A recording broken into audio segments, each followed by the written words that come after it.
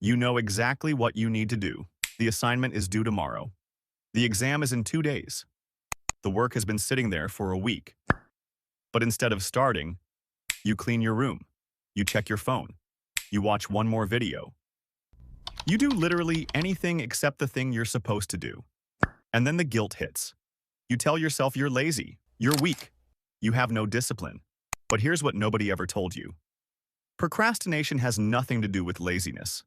It's actually your brain trying to protect you. And once you understand how, stopping it becomes surprisingly simple.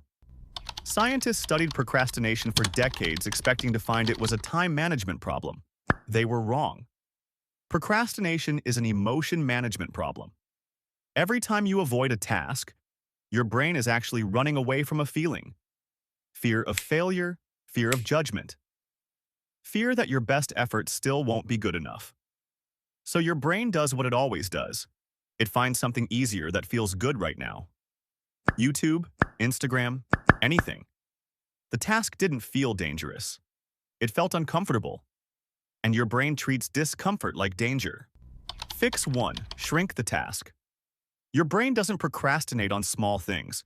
You never avoid drinking water or checking your phone. So make the task tiny. Don't say, I need to finish my assignment. Say, I need to write 1 sentence. Don't say, I need to study chemistry. Say, I need to open the textbook. That's it. Just open it. Your brain can't argue with something that small. And something strange happens once you start. Momentum takes over. That 1 sentence becomes a paragraph. That open textbook becomes an hour of studying. Starting is always the hardest part. Make starting so easy your brain has no reason to run. Fix 2. The 10-minute deal. Make a deal with yourself. Just 10 minutes. Set a timer. After 10 minutes, you're allowed to stop completely. No guilt. But here's what actually happens. After 10 minutes of real work, your brain enters focus mode. Stopping suddenly feels harder than continuing. This works because your brain resists starting, not working.